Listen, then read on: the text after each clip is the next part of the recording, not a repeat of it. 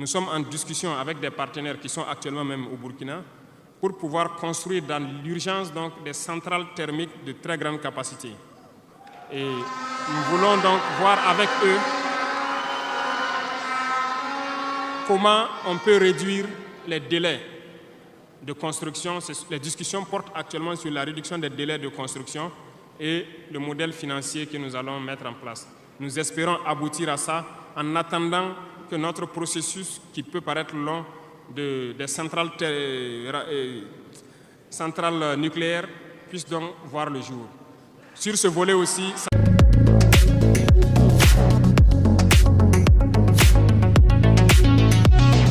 se poursuit très bien.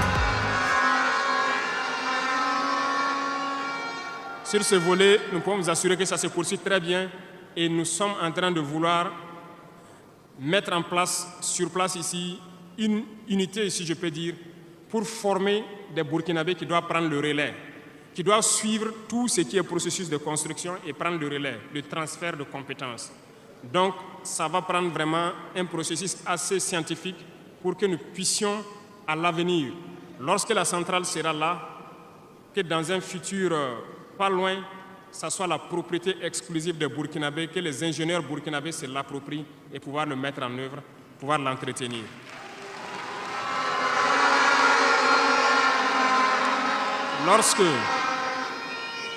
Lorsque les conclusions donc, des discussions qui sont en cours avec les partenaires pour la centrale thermique verront le jour, nous allons vous mettre ça à disposition. Et si nous avons besoin de vous, nous allons vous le dire pour pouvoir mettre en œuvre rapidement ce plan aussi. Parlant donc du domaine de l'économie, qui tient beaucoup à cœur, nous sommes en train de mettre en place un processus. Le paiement donc, de la dette intérieure a commencé un peu avec les plus petites dettes. Les factures de moins de 100 millions ont été payées et nous poursuivons au fur et à mesure parce que ça doit permettre de soulager le secteur privé et de pouvoir donc relancer l'économie. Actuellement, nous allons nous tourner rapidement vers les sociétés d'État. Leur assemblée générale vient de finir, comme vous l'avez constaté. Elles fonctionnent très bien et elles ont fait de très bons résultats. Nous allons partir donc des sociétés d'État, soustraire un peu sur leur DAT pour soulager l'économie et faire tourner, soulager la dette intérieure et faire tourner l'économie. Donc, dans les jours à venir, s'il plaît à Dieu, beaucoup d'entrepreneurs doivent être soulagés après donc, la signature de conventions avec les sociétés d'État. Mais nous sommes en train, donc dans le secteur minier, comme je vous l'ai dit, de prendre une certaine indépendance. Ça doit nous permettre donc de pouvoir avoir un bon nombre de ressources en matière de finances, mais aussi et surtout le volet de l'industrialisation qui doit venir combler ce volet économique-là. Parce que nous dépensons beaucoup à l'extérieur, nous sommes en train de mettre en place tous les processus pour que nos devises ne sortent pas. En attendant, au niveau de l'AES, comme vous l'avez constaté, nous avons décidé de mettre en place une banque d'investissement et aussi un fonds souverain. Ce processus, donc, les techniciens sont là-dessus. La réflexion est en cours et nous espérons, dans un futur proche, qu'ils nous présenteront quelque chose de conséquent. L'autre volet stratégique que je ne vais pas parler et dont vous savez, nous avançons sereinement et au moment venu, ça va vous surprendre et rester à l'écoute. C'est tout ce que je peux dire.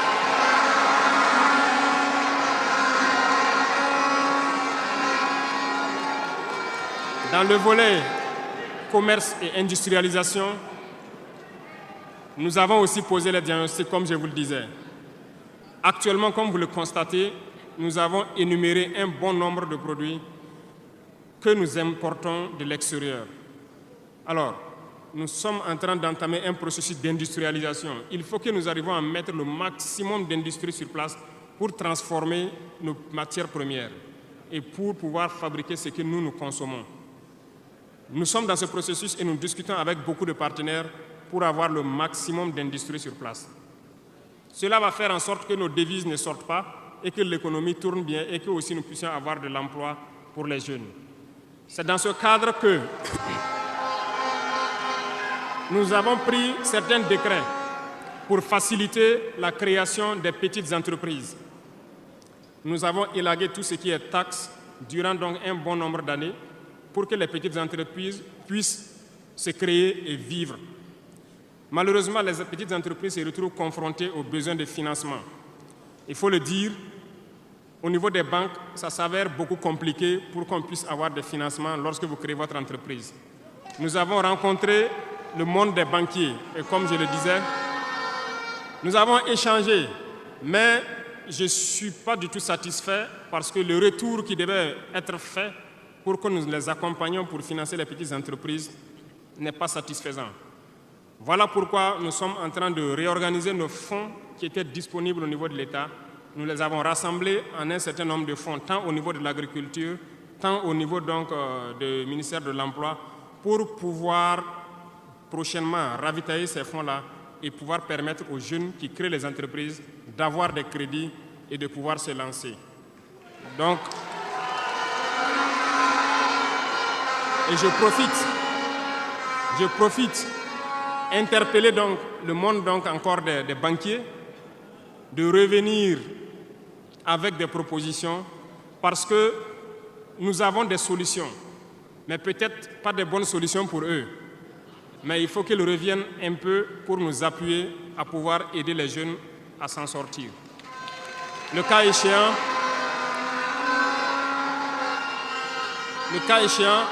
nous serons obligés de mettre en place un plan, peut-être qui ne va pas plaire, mais nous serons obligés.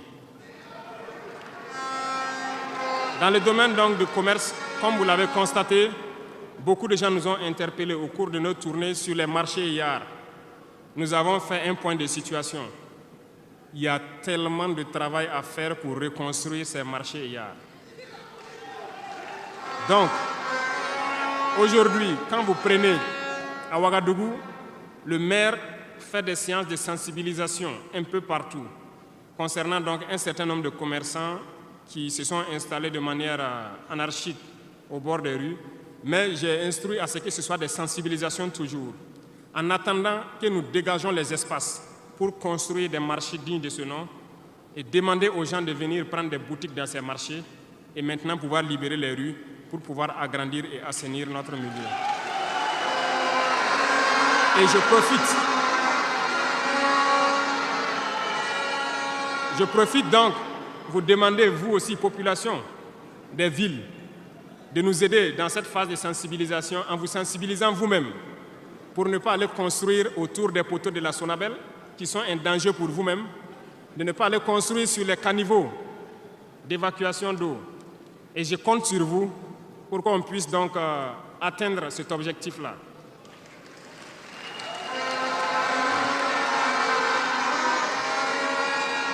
Revenons donc au volet donc de l'emploi, le sport, la jeunesse.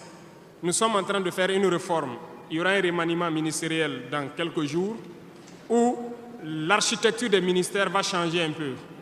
Nous allons consacrer un ministère entier à la formation secondaire et professionnelle pour que nous n'ayons plus à avoir donc, au niveau de l'université ce blocage qui est là actuellement.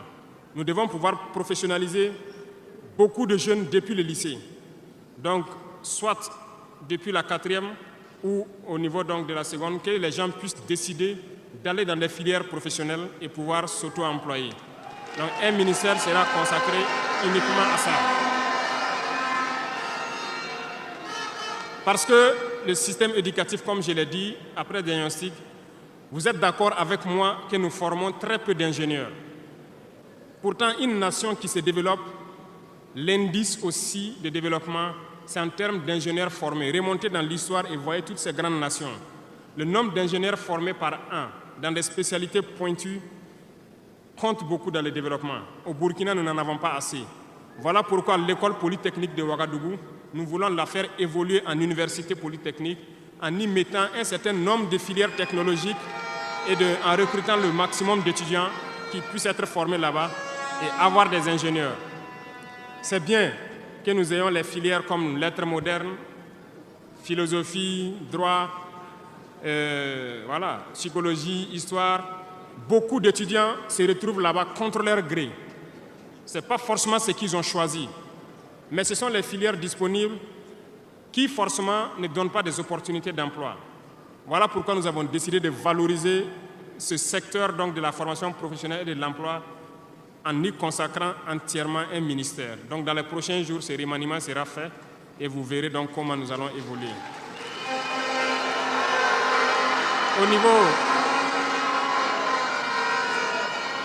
Au niveau du sport, la jeunesse et le sport, nous avons jugé nécessaire qu'il faut reprendre la main. Il faut reprendre la main pour recadrer. Parce que, première chose, le sport permet d'éviter un certain nombre de vices. La drogue, l'alcool, certains vices de la société peuvent être combattus à travers le sport. Nous voulons donc mettre des pôles dans toutes les régions, reconsidérer l'UCBF et toutes les disciplines sportives pour pouvoir les valoriser et créer les pépinières pour qu'au niveau professionnel, nous ayons le maximum de Burkinabés qui défendent les couleurs de Burkina Faso à l'extérieur. Le ministère qui sera consacré à ça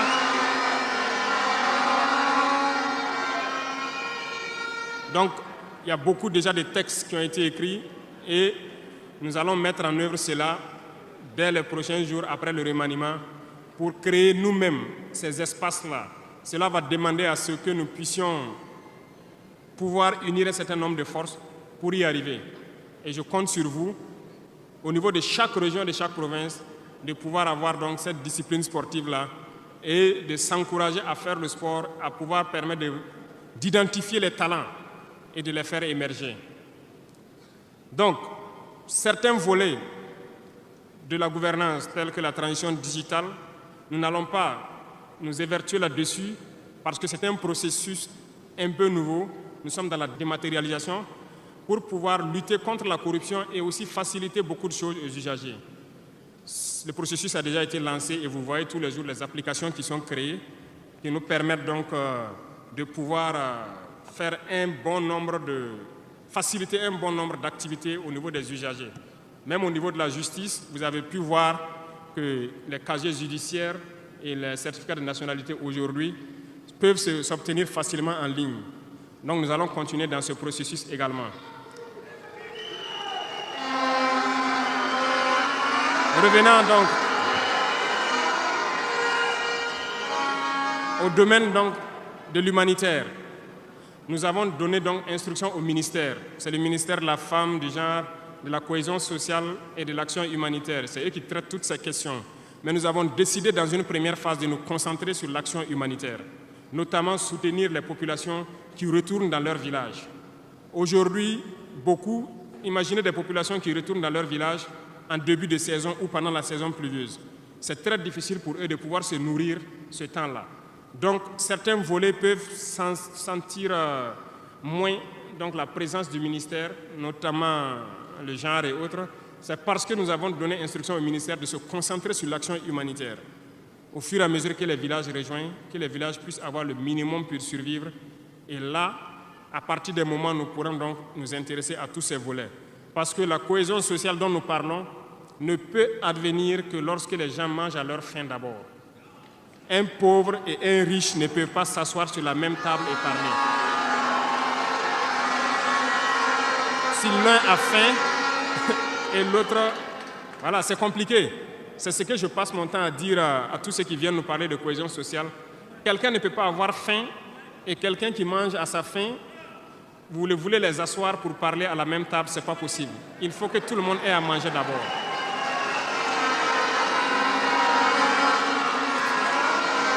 Voilà pourquoi c'est dans la lutte qu'il y a la cohésion. Acceptons de lutter. C'est dans la lutte, c'est dans la guerre qu'est née l'AES. C'est dans la lutte que nous avons pu nous unir dans le Sahel. Et c'est dans la lutte que les Burkinabés sont en train de s'unir. Allez-y voir tous ces villages qui se retournent. Je vous invite à faire le tour. Beaucoup sont venus de différentes provinces. Ils peuvent être dans leur village avec des désaccords. Ils ont été cherchés. Mais quand ils reviennent, ils sont plus soudés que jamais. La cohésion sociale se trouve dans la lutte également. Et pour finir, j'ai laissé le domaine de la justice en dernier pour terminer donc notre vision dans ce domaine. Parce que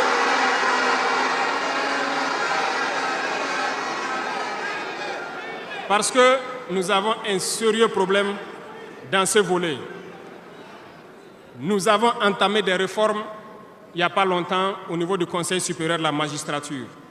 Nous avons vu des écrits, nous avons vu des comportements de certains syndicats du monde de la justice.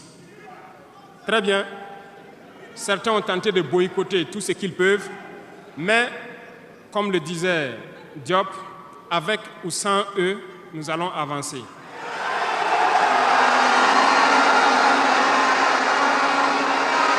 Nous avons plaidé.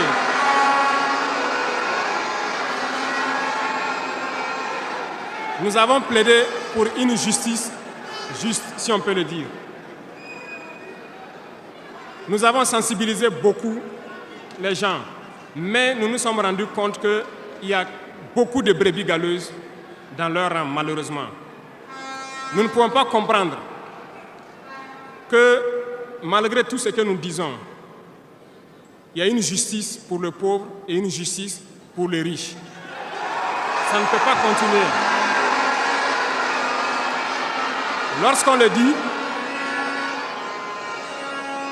dit, ils disent que nous ne devons pas parler de ça. Nous allons parler de ça, et bien même. Parce que, remarquez jusqu'aujourd'hui,